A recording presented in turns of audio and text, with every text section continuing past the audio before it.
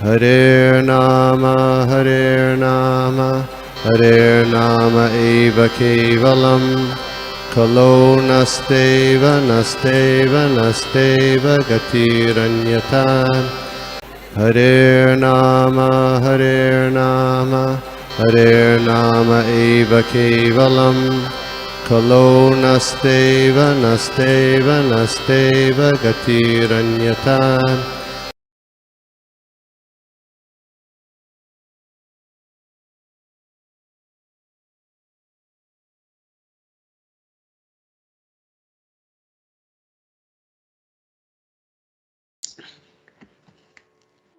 ओम नमो भगवते वासुदेवाय।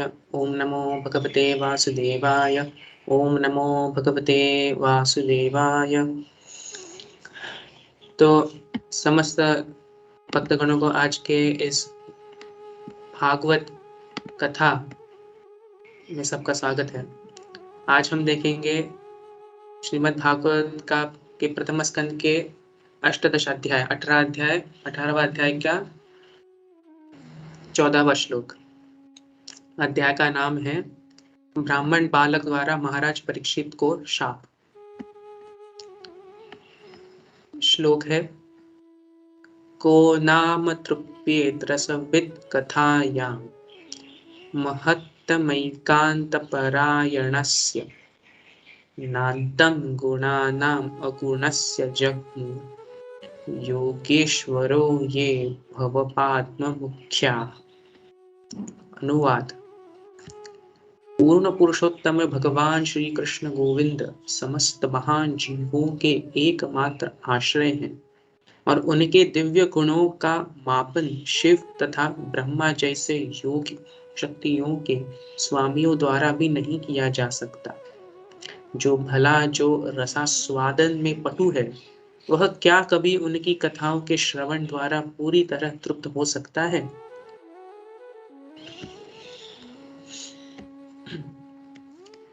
वंदे गुरुनीश भक्तानीशम ईशावतारकान् तत्प्रकाशं सच्चित्शक्ति कृष्ण चैतन्य सम्यक। तो ये जो श्लोक जो है, इस श्लोक में आगे जाने से पहले हम इस अध्याय का पहले सारांश देखेंगे। तो इस अध्याय का प्रारंभ होता है सूत गोस्वामी के मुखारविंद से। वे कहते हैं कि वे एक्चुअली महाराज परीक्षित के चरित्र का वर्णन कर रहे हैं और वह कहते हैं कि जैसे महाराज परीक्षित महाराज ने राज्य को त्याग कर दिया और वे तत्पश्चात शुकदेव गोस्वामी से मिले और उनके मुखारविंद से उन्होंने भागवत श्रवण करना प्रारंभ किया। फिर शुकदेव गोस्वामी कहते हैं, क्षमा चाहता हूँ, सूत गोस्वामी कहते हैं कि कैसे उस समय अभिमन्यु जो था, अभिमन्यु नहीं, उनका पुत्र जो था वह जीवित था। तो जब तक वह जीवित है तब तक कली जो है, कली का पनपने को कोई गुंजाइश नहीं थी कि कली एंटर कर नहीं सकता किसी। फिर वह कहते हैं कि जिनको सिद्धि प्राप्त करनी है उन्हें भगवान के जो कार्यकलापों हैं, उनके जो दिव्य लीलाएं हैं, उनको श्रवण करना चाहिए। फिर नैमिषारण्य के ऋषि ने जब यह सुना तो उन्होंने सूत गोस्वामी का गुणगान किया। और प्रश्न उठता है कि उन्होंने गुणगान क्यों किया, क्योंकि वह भगवान की जो विषय जो है उनका गुणगान कर रहे थे, भगवान की लीलाएं के बारे में बात कर रहे थे। वह परीक्षित महाराज के बारे में बात कर रहे थे जिनका संबंध था कृष्ण की लीलाओं से। फिर कल के श्लोक में यह कहा गया था कि भक्तों के संग की तुलना स्वर्ग लोक की प्राप्ति से ना भौतिक मुक्ति की प्राप्ति से की जा सकती। इसकी तुलना जो है उससे भी परी है, कि मुक्ति से भी परी है भक्तों की संगति। तो आज के श्लोक में हम देखेंगे कि नैमिषारण्य के जो ऋषि जो हैं, शौनक आदि ऋषि जो है, वो कह रहे हैं कि भगवान श्री कृष्ण जो है वो सारे जीवों के आश्रय हैं और ब्रह्मा और शिव यह जो है वह भी इनका ज्ञात नहीं कर सकते। और जो भी रसास्वादन में पटु हो उनकी कथा श्रवण करने में कभी भी कह नहीं सकता कि मैं तृप्त हो गया। तृप्ति हो ही नहीं सकती, क्योंकि वह भगवान जो है वह अनंत है। तो हम पहले बात देखेंगे, तो तात्पर्य में श्रील प्रभुपाद जी शुरुआत करते हैं, कहते हैं कि शिव जी तथा ब्रह्मा जी दो प्रधान देवता हैं। तो इसका अर्थ क्या हुआ कि हम देख सकते हैं महाउपनिषद में कि महाउपनिषद में कहा गया कि एको वै नारायण आसीन, कि नारायण ही थे जो सृष्टि के निर्माण से पहले थे। इधर नारायण का अर्थ है श्री कृष्ण गोविंद, कि एको वै नारायण आसीन न ब्रह्मा न ईशानो। न ब्रह्मा मतलब ब्रह्मा जी नहीं थे, न ईशानो, ईशा का इधर अर्थ है शिवजी, शिवजी भी नहीं थे। न आपो, न आपो मतलब जल भी नहीं था। न अग्नि, न अग्नि भी थी। सोमो, सोमो का अर्थ है चंद्रमा, चंद्र। न इमे द्याव पृथ्वी भी, कि ना ही स्वर्गलोक था, ना ही धरती थी, न नक्षत्राणी, ना ही कोई तारे थे, न सूर्य, ना ही कोई चंद्रमा थी, ना ही कोई सूर्य था, क्षमा चाहता। तो हम देख सकते हैं कि भगवान जो थे वे सृष्टि के निर्माण से भी पहले थे। इसलिए वह हम शास्त्र में कहते हैं कि ब्रह्म संहिता में कहा गया कि अनादिरादिर गोविंद सर्व कारण कारण, कि अनादि काल से वह है, वह काल के अंदर नहीं है, काल से परे है। फिर वराह पुराण में भी इसके बारे में कहा गया है कि नारायण परो देवा, नारायण जो है वो पूर्ण पुरुषोत्तम है, वो भगवान ही है। तस्मात् जातस चतुर्मुख, चतुर्मुख इधर ब्रह्मा जी है, कि तस्मात् जातस, की ब्रह्मा जी भी जो है उनसे पैदा हुए, जातस। तस्मात् रुद्रो भवत, रुद्र भी जो है वह भी नारायण से आए, रुद्र में भगवान शिव जी। और नारायण जो है वो सब जानते हैं, सर्वज्ञ है, सर्वज्ञातम गतः, कि वो सब जानते हैं। और शिव जी और ब्रह्मा जी जो है वह इसके ज्ञात भी नहीं कर सकते, क्योंकि वह सृष्टि के निर्माण के बाद आए थे, वो नारायण के से आए थे। और इसलिए ब्रह्मा जी जो है वो दशम स्कंद में वह कृष्ण की, श्रीमद् भागवत के दशम स्कंद में कृष्ण की जो क्या कहते हैं सुप्रीमेसी जो है वो उसको मानते हैं कि भगवान तुम ही हो जो पूर्ण पुरुषोत्तम हो, आपसे ऊपर कोई नहीं है, आपके तुल्य कोई नहीं है, कि आप ही सबसे सर्वश्रेष्ठ हो। इसलिए कहते हैं ईश्वर परम कृष्ण, कि आप ही परम हो, आपके ऊपर कोई नहीं है। और भगवान शिव जी भी कहते हैं पद्म पुराण में कि आराधना नाम च सर्वेषां विष्णुर आराधनम परम, की सबसे ऊपर आराधना जो है वो विष्णु की है, भगवान विष्णु की। विष्णु का अर्थ है कृष्ण, विष्णु की आराधना सबसे ऊपर है। तो यह हम इतने सारे उपनिषद पुराण में हम इतनी व्याख्या है कि ब्रह्मा जी और शिव जी दोनों कह रहे हैं कि कृष्ण जो है वो सबसे परम है। यह नहीं, अभी तो 12 स्कंद में सूत गोस्वामी कहते हैं कि यम ब्रह्मा रुद्र इंद्र मरुतश स्तुन्वन्ति दिव्यैस्तवे, कि ब्रह्मा जी, इंद्र, रुद्र, ये सारी स्तुतियां करिए किसकी? कृष्ण की। तो इधर हम देख सकते हैं कि स्तुति हम करते कब है, ये प्रश्न है कि स्तुति करते कब? जब व्यक्ति जो है जब शक्तिशाली हो, जो सबसे परम हो, तभी हम उस व्यक्ति की स्तुति करेंगे। तो इसीलिए ब्रह्मा जी और शिव जी स्तुति करते हैं और वह कहते हैं कि आप ही परम हो, आप ही रास रासेश्वर हो।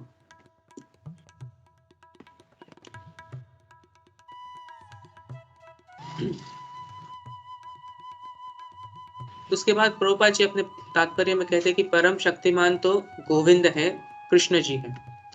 तो इसकी व्याख्या भगवान कृष्ण स्वयं करते हैं भगवद गीता में ही, कि अहम सर्वस्य प्रभुवो मत्तः सर्वं प्रवर्तते इति मत्वा भजन्ते मां मुधा भाव समन्विता, कि अहम सर्वस्य प्रभु, मैं ही सभी का प्रभु हूँ, कि मुझसे ही सब कुछ आता है और मैं सब जानता हूँ।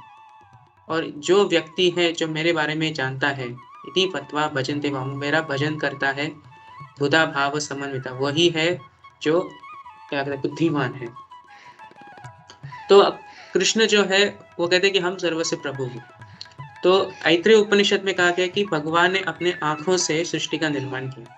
वह सृष्टि जो थी उन्होंने सिर्फ उनको देखा अपनी आंखों से और सृष्टि का निर्माण हो गया। दूसरी बात आती है कि भगवान जो है उनको विष्णु सहस्त्र नाम में 2 नामों से जाना चाहते हैं। एक है महाशक्ति और दूसरा और एक नाम है कि शक्तिमान। शक्तिमान श्रेष्ठ 2 नाम से जाना जाता है। हम एक नाम देखेंगे, वह है महाशक्ति। महाशक्ति का अर्थ है कि वह जो असुर जो है उनकी जो बुद्धि जो थी वो उनको पूर्णतः रूप से उनको नियंत्रित कर सकते थे। वो पूर्णतः रूप से उनका नियंत्रित कर सकते थे।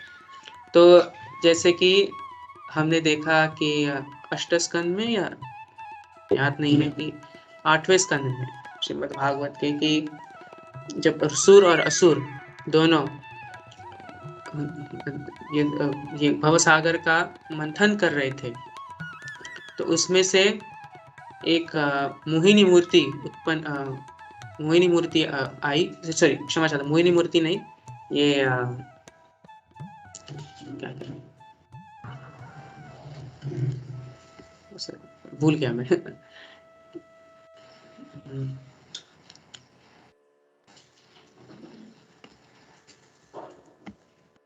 एक मिनट देखता हूँ।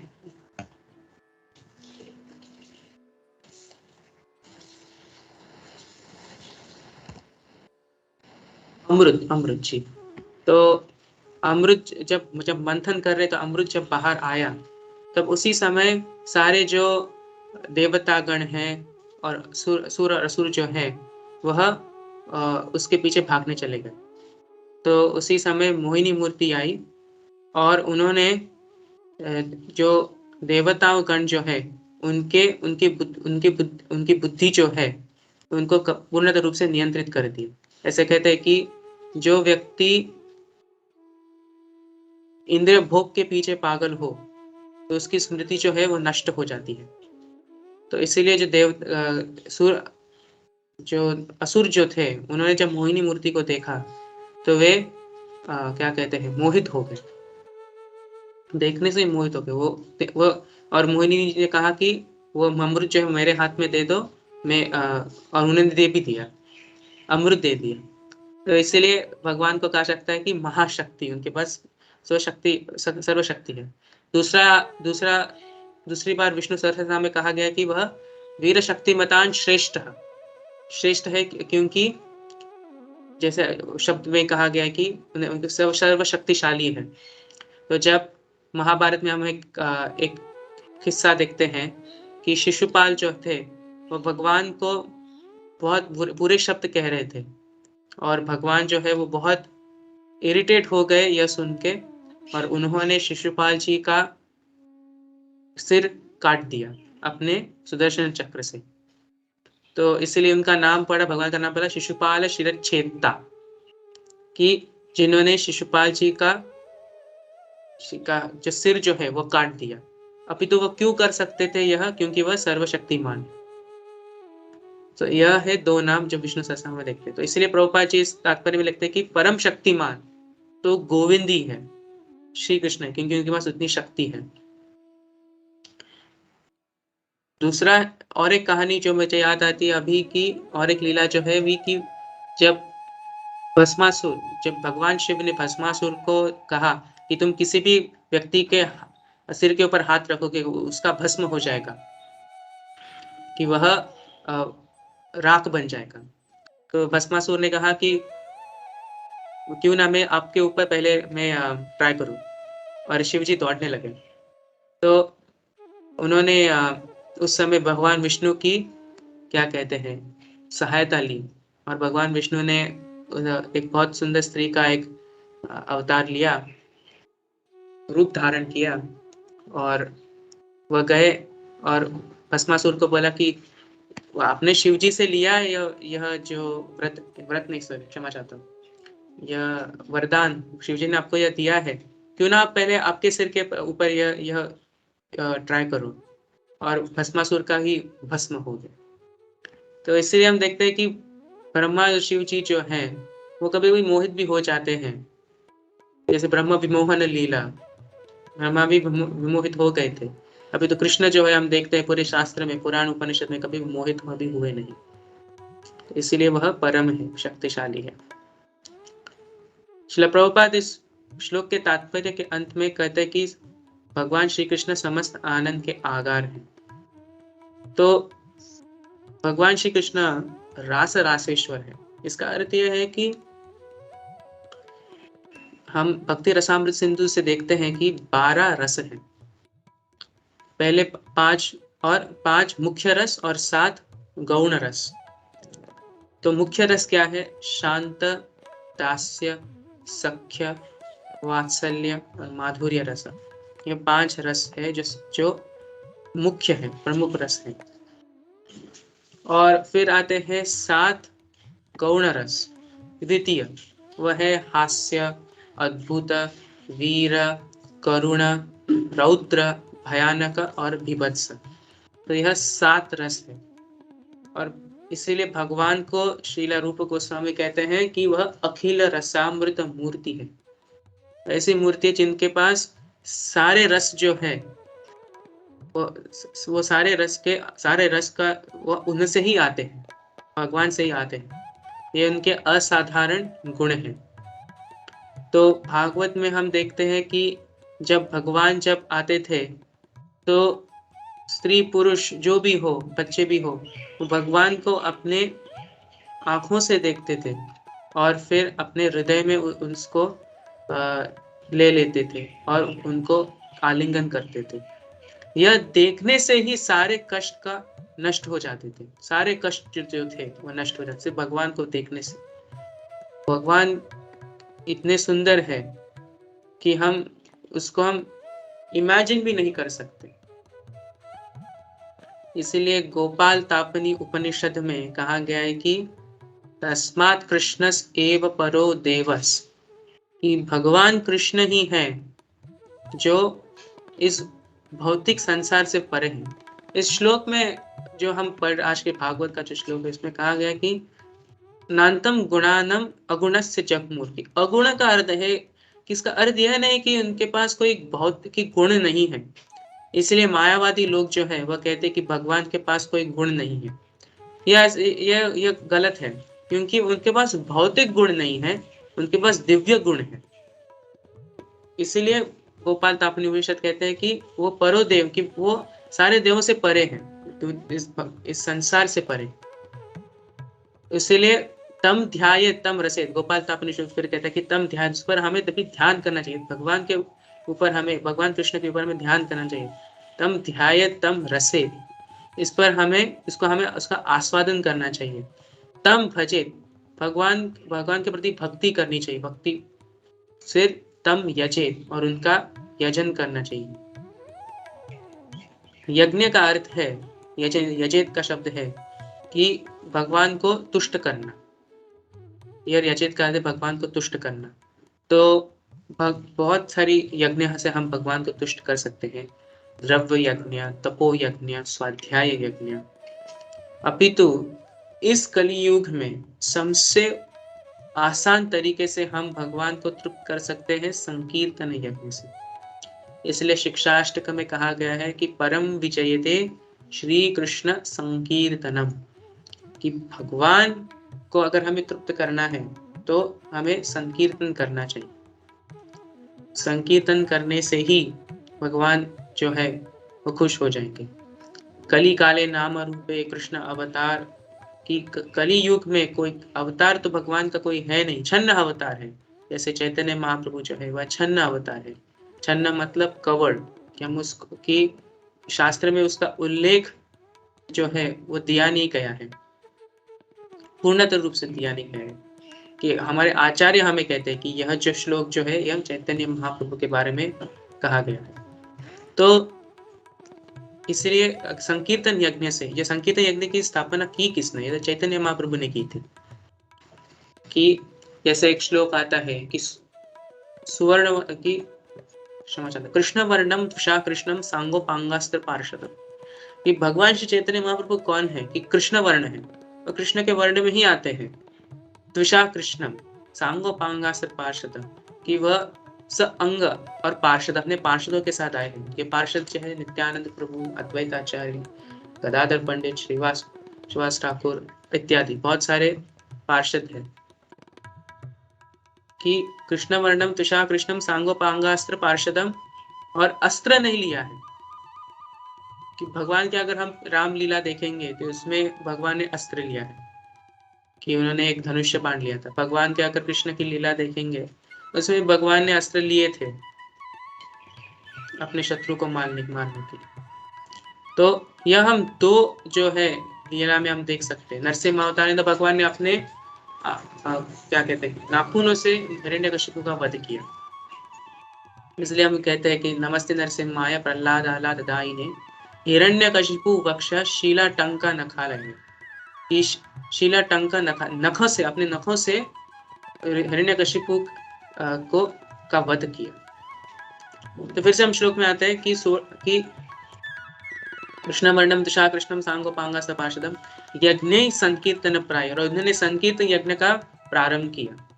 यजंती ही सुमेधसा, और जो व्यक्ति जिसके पास थोड़ा सा मेध है, थोड़ा सा ज्ञान है, सुमेधसा, वह ही इस संकीर्तन आंदोलन में इसका क्या कहते हैं इसमें भाग लेगा। तो हम श्रीला प्रभुपाद की कृपा से हमें यह संकीर्तन आंदोलन, हमें भगवान श्री चैतन्य महाप्रभु को हमें जानकारी मिलती है कि भगवान श्री चैतन्य महाप्रभु कौन है, कि उन्होंने क्या शिक्षा प्रदान की। तो उन्होंने श्री रूप गोस्वामी को यह शिक्षा प्रदान की कि भगवान के रसों के बारे में शिक्षा प्रदान की। जब वे दशाश्वमेध घाट में थे तो श्री चैतन्य महाप्रभु ने रूप गोस्वामी को कहा कि यह भगवान के जो रस जो है उनके बारे में विस्तार रूप से उनको ज्ञान प्रदर्शित किया।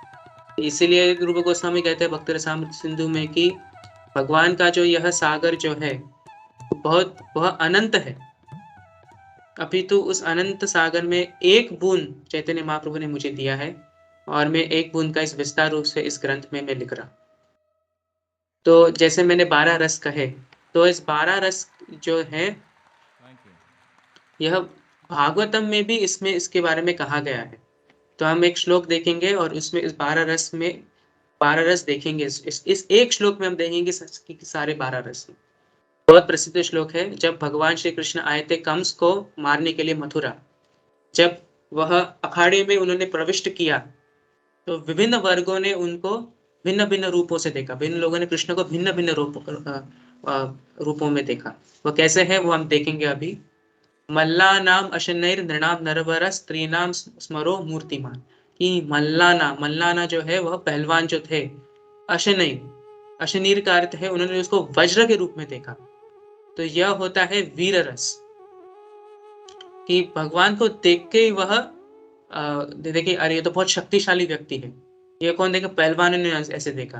फिर देखते कि मल्लानाम अशनैर नरवर स्त्रीनाम कि नृणाम नरवर, कि ये जो मथुरा वासियों जो थे उन्होंने उसको नरवर की श्रेष्ठ पुरुष के रूप में देखा। तो इसे कहते हैं विस्मय रस। तो 2 रस हो गए, एक है वीर रस और दूसरा है विस्मय रस। फिर स्त्रीणाम स्मरो, स्त्रियां जो है उन्होंने साक्षात कामदेव के रूप में देखा। तो यह है मधुर रस। स्त्रीणाम स्मरो मूर्तिमान। फिर गोपा नाम स्वजनो, कि गोप जो है ग्वाल बाल जो है गोपों ने उनको संबंधी के रूप में देखा। तो यह है सख्य रस। सख्य रस और हास्य रस, जैसे कि एक मित्र दूसरे मित्र को देखता है तो बहुत खुश हो जाता है। अभी तो जैसे कि आज के जमाने में हम एक दूसरे को वीडियो कॉल्स के प्रति देख सकते हैं और व्यक्ति जो है बहुत खुश हो जाता है। अभी तो व्यक्ति कितना 1000 किलोमीटर दूर भी हो। तो इसे सख्य रस और हास्य रस। सो मूर्तिमान गोपा नाम स्वजनो सताम क्षिति भुजाम। फिर जो दुष्ट जो थे तो उन्होंने भगवान को कैसे देखा? दंड के रूप में देखा। तो यह है रौद्र रस, कि जैसे कि एक जो क्रिमिनल्स जो होते हैं, जब वो किसी पुलिस को देखते हैं तो बहुत भयभीत हो जाते हैं, देखने से ही भयभीत हो जाते हैं। तो यह जो स्वजन जो जो थे इधर, सताम क्षिति भुजाम, ये दुष्ट शख्स को दंड के रूप में, और फिर स्वपित्रो शिशु, जो उनके माँ बाप जो थे, यशोदा मई, नंद बाबा और देवकी वसुदेव भी, उन्होंने कैसे उसको देखा? शिशु के रूप में देखा। ऐसे वात्सल्य रस और करुणा रस दोनों हम देख सकते हैं। तो कितने रस हो गए अभी तक? वीर रस एक, विस्मय रस, माधुर्य रस, सख्य रस, हास्य रस, रौद्र रस, वात्सल्य रस और करुणा रस, 8 रस हो गए हैं। ठीक है। फिर हम देखते हैं इस श्लोक में कि मृत्युर भोजपते, कि भोज का जो पति था, कौन है भोजपति? की कंस, जो कृष्ण का मामा जो था कंस, उन्होंने किस भगवान कैसे देखा? मृत्यु के रूप में देखा। तो इसे कहते हैं भयानक रस। फिर मुझे भोजपते विराट विदुषा, और जो मूर्ख जो थे उनको भगवान के विराट रूप में देखा। इधर मूर्ख का अर्थ है कि जैसे भगवान कहते हैं कि वो मेरे विराट रूप की क्या कहते हैं, आराधना करेंगे, अभी तो मेरा जो द्विभुज मुरलीधर जो रूप जो है उसकी आराधना नहीं करेंगे, इसलिए उनको मूर्ख कहा जाता है। 8वें अध्याय में भगवद गीता में कहते हैं कि एकत्वेन पृथक्त्वेन बहुधा विश्वतो मुखम, यह ऐसे लोग हैं जो मूर्ख है क्योंकि वो मुझे विराट रूप में देखते। तो यह मूर्खों ने भी भगवान को ऐसे ही देखा कि विराट रूप में देखा, तो इसे कहते हैं विभत्स रस। और फिर तत्वम परम योगिनाम, योगियां जो योगी जो थे वो भी थे वह अखाड़े में, उन्होंने कैसे देखा? परम ब्रह्म के रूप में देखा, इसे कहते हैं शांत रस।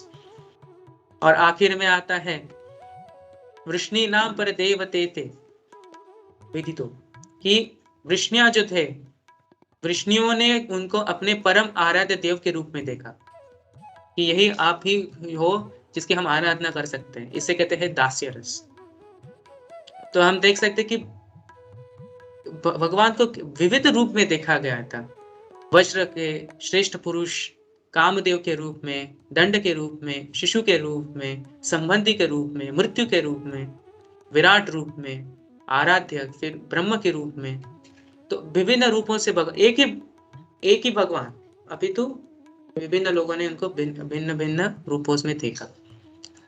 और यह जो है यह रस है। इस श्लोक में हम देख सकते हैं कि भगवान जो है वो रास रासेश्वर ही है। अभी तो जो रस जो है इसका अर्थ देना बहुत ही कठिन है। इसको इंग्लिश में ट्रांसलेट करते हैं मेलो, ऐसे कहते हैं। अभी तो इसका जो अर्थ है बहुत ही कठिन है। इसलिए भक्ति सिद्धांत सरस्वती ठाकुर कहते हैं कि रस का आनंद हृदय में ही ले सकते हैं। इसको हम थियोरेटिकली समझना बहुत कठिन है, इसका हम हृदय में इसका आनंद ले सकते हैं।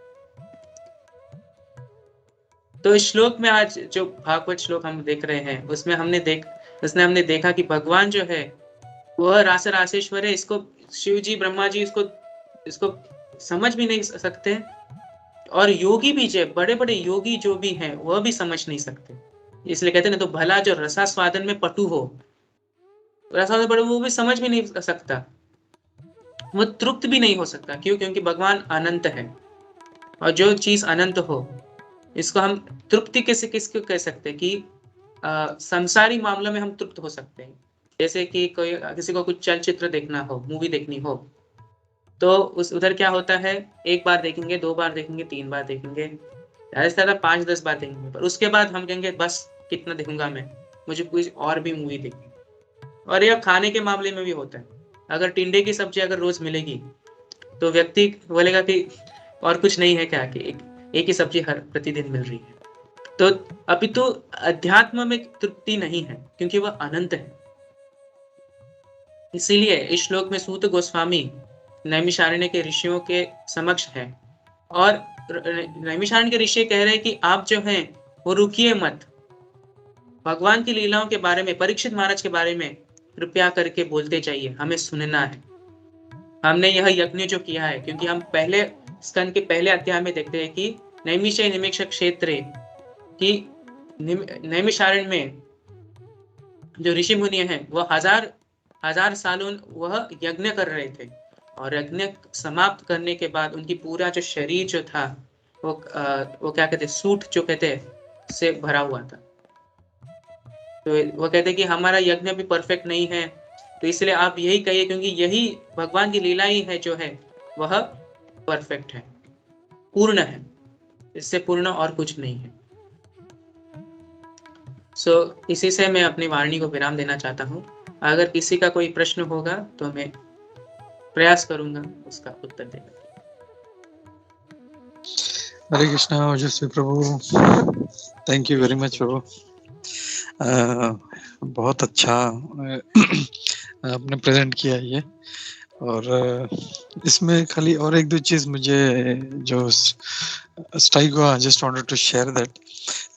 जैसे श्लोक में कहा गया है कि जैसे वी कवर्ड दैट कि भगवान शिव और ब्रह्मा जी जो हैं वो दोनों जो हैं मुख्य हैं सारे देवताओं में, और इस श्लोक में यहाँ पे सुतु गोस्वामी उनको योगेश्वर कह रहे हैं। तो जनरली जो है भगवान कृष्ण को ही योगेश्वर कहा जाता है, बट यहाँ पे मतलब उनको भी योगेश्वर माना गया है। तो मतलब ऐसा नहीं है कि ये कोई साधारण लोग थे, they were also great yogis and मतलब काफी मतलब पावरफुल, इंटेलिजेंट और योगी जन थे, लेकिन स्टिल दे आल्सो कुडंट, मतलब वो लोग भी इतना आतुर रहते हैं भगवान का सुनने के लिए। तो दिस इज वन थिंग,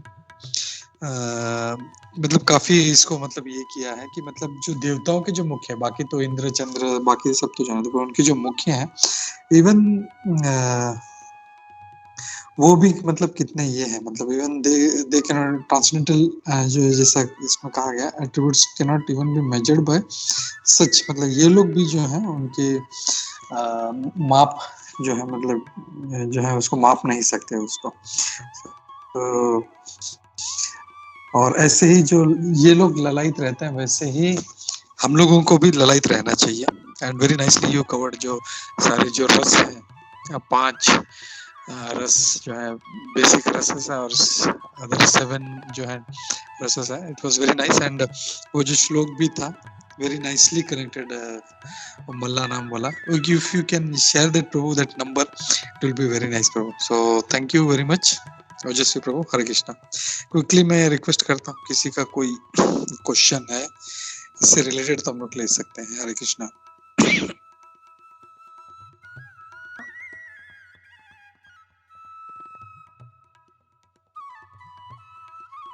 मैं श्लोक को इधर चैट में पेस्ट कर रहा हूँ, लिंक को। या thank you yes. Hare Krishna Prabhuji, yeah, thank you so much Prabhu for wonderful class Prabhu. Very nice आपने बहुत अच्छे से, एंड आपने जैसे कि वो स्टार्टिंग में जैसे कि आपने पूरा वो आज का जो चैप्टर, ये जो चैप्टर का जो शुरुआत से जो आपने कवर किया था वो इट वाज वेरी नाइस। तो एक है कि वो लिंक हमेशा रहना चाहिए कि हम जो भी नया श्लोक देखते तो what happen in the previous shloka. So thank you so much for that link Prabhu. Hare Krishna. Thank you so much for wonderful class.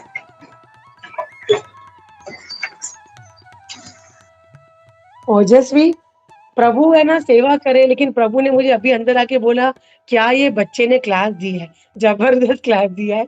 I don't know point set कर सकते हैं कि क्या, बट वो सेवा करते करते भी आपका तुम्हारा क्लास जितना सुन पाए तो बोला बहुत ही बढ़िया क्लास दिया ये बच्चे ने। तो थैंक यू सो मच ओजस्वी। हरे कृष्णा।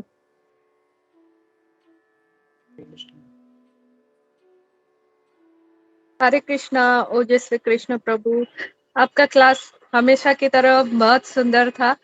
जैसे अभी व्रजप्रिया माता जी बोल रही थी, मूर्तिलान कीर्तिमान, आप वैसे बहुत अच्छे से समझा देते हो। अपने कितने छोटे छोटे से चैतन्य महाप्रभु का अवतार था, उसे छन्न अवतार कहते हैं। हर एक चीज ऐसे छोटे छोटे से इसमें डिटेल में समझाते हो, मुझे बहुत अच्छा लगता है। हरे कृष्णा। हरे कृष्ण ऊपर प्रभु। है ऐसे। यस, हरे कृष्ण के प्रणाम। धन्यवाद बेटा, कैसे हो? Good good. Parents of Krishna's mercy. Yes, yes. Everyone is fine by Krishna's mercy. Very nice class and so many references. That was really wonderful. Just wanted to know कैसे आप ये सब अरेंज करते हो, कहाँ से रेफरेंसेस लेके आते हो. It was really so good to hear and it was like ऐसे सोच रहा था कि मेरी सेवा खत्म हो तो मैं बैठ के कंटिन्यूसली आपका क्लास ही सुनता रहूं. I don't know. मैं 1 घंटा पहले मैंने जब श्लोक पढ़ा तो मैंने कहा कि मैं बोलूं क्या. तो ये सब भगवान की कृपा ही है. गुरु क्योंकि महाराज मैंने ही श्लोक में जी उनकी कृपा है.